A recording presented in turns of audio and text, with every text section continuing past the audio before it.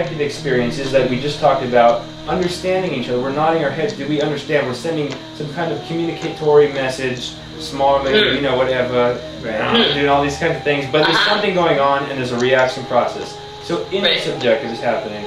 And then we have this abstraction of taking a third dimension outside. Like, say, if you and I are talking, Ray, we take the perspective of Matt, objectifying both of us as not just he's not communicating, he's just looking at us, but he is having experience too, in that sense.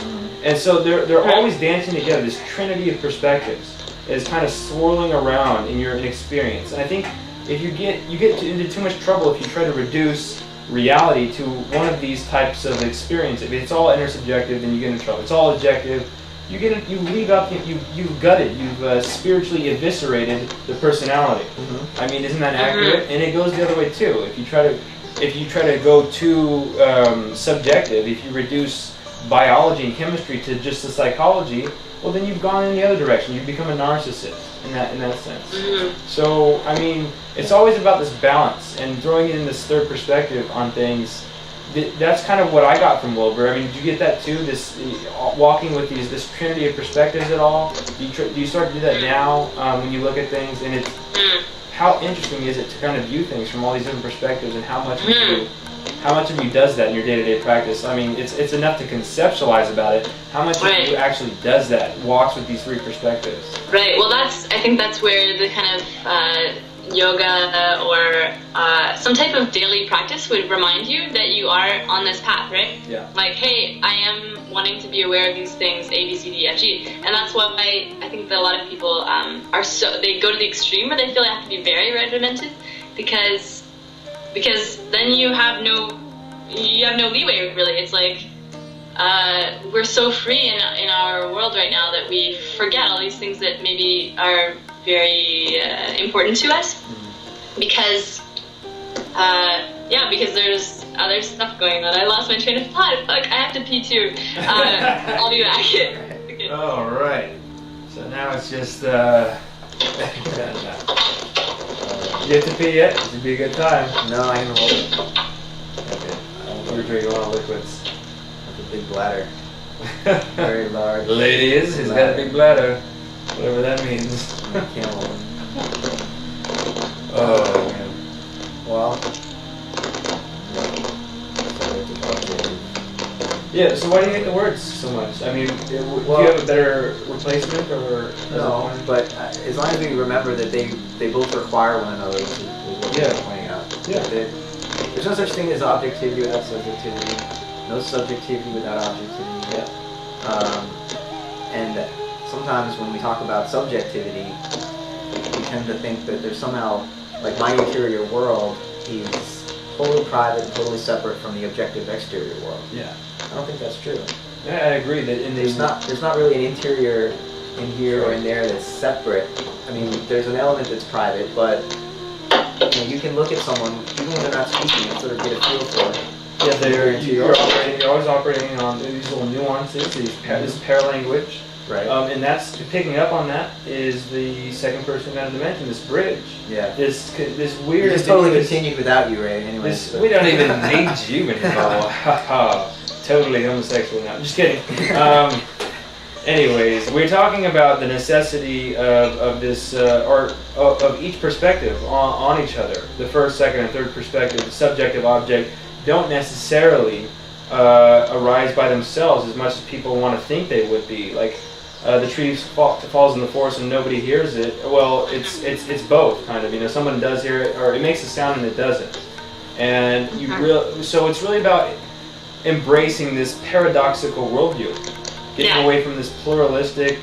We're getting away from this modern, getting away from the postmodern view to something that is just categorically this complex enigma of beauty and chaos and insanity and love and all these things, which really the human experience seems to be echoing and crying out for. I am this complex of emotions, of thought, and everything.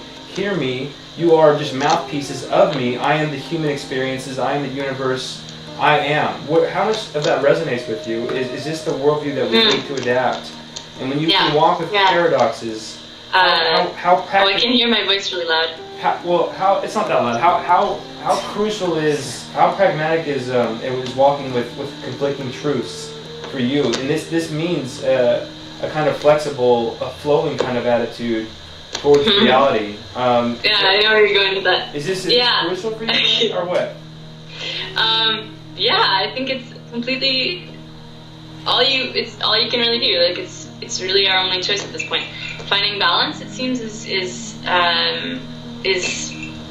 at least I know that was one of my goals for just going on this voyage. I think maybe just because when you leave a place, you have to kind of, I feel like I have to now have intention on things, but balance is so essential. And so playing in between the two extremes, the dualities there is, it's what we have to do. We can't change everything, and it's kind of interesting to be in a time where we see balance as being the most important, at least in my circle of people who I know. Balance is really important for people, and achieving a sense of understanding between these two extremes. And not only that, but actually creating a third, creating like a triad, so we have the two extremes and then also something that comes of that. Or something that was always there but we didn't see because we were looking at the black and white picture.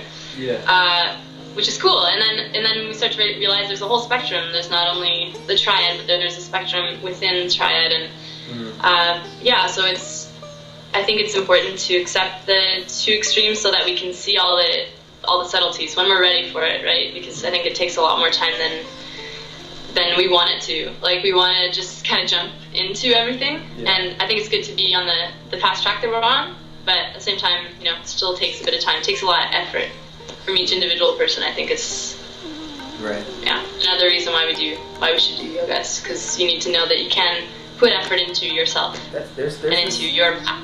There's this misconception, I would say, that the spiritual path is sort of luxurious and very easy and all about pleasure and hedonism, but really there's some work involved, right? Or on the other side where you're like whipping yourself, or like starving and you're walking in the streets and you're begging for food. Because I'm reading this book, Siddhartha. Oh yeah. I don't know if you guys have read it. Yeah, exactly. So I'm partway through that, and he's just talking about the Shramanas and how they're like just all mangy and walking in the streets and begging and this kind of thing. And so there's the two extremes. Either we think it's going to be way too hard, or we think it's going to be just like a walk in the park. And I think that people just need to wake up to the beliefs that they've had and beliefs that actually are real, and inside of them, questioning themselves. Why do I believe that? Okay, I have to go through, and we can go through the whole thing of, well, maybe it's because when I was 3, my dad told me that, all spiritualists are sadomasochists or something like that. But, we can go through that path where we try to intellectualize everything and go really far into that, or we can just let it go and start afresh. So I'm trying to recognize when I need to do which one, because, of course, there's another balance. You can get really intellectual about it, or you can forget everything and not really have dealt with the things that you may have to deal with later on again. So, it's all a balance everywhere. I wanted to ask you your opinions, your stance, your perspective on atheism. How much of you do you accept as an atheist, or do you have criticisms of the atheist position? Is it not complete in your worldview? I mean, I'm equating it with a kind of reductionist principle, categorically different from like a phantasmagorical or a spiritualist. I mean, and then there's this theist religious crowd that gets thrown in there too. I mean, do you see these 3 different kind of categories at all? I mean, where is the mixing and meshing for you? I mean, what's your perspective on atheism and theists, and from if you want to call it spiritual or yogic perspective? I want to hear your view on that. Okay. I would say with the atheists and with the theists, it makes a lot of sense that we would believe one way or the other. It makes a lot of sense that you would go through a phase either before or after where you felt that nothing mattered, because it's a really deep part of ourselves that we feel this emptiness, that we have this void within us, and we don't think anything's going to explain that, and then therefore I don't want to hear your bullshit about you know, Muhammad coming down and telling everybody this or that, or, you know, whatever. It doesn't seem to matter because I'm empty here, you know, and like we're all a bit empty, and I think that's where it gets hard to recognize that emptiness is actually something different. And I'll get back to that, but I think that people then go maybe from that or vice versa to feeling like they recognize that emptiness as being something else. They recognize that as being a third party or something like that, and so we can make it into being a god. And especially when people are told that from a young age and never had to really think about it.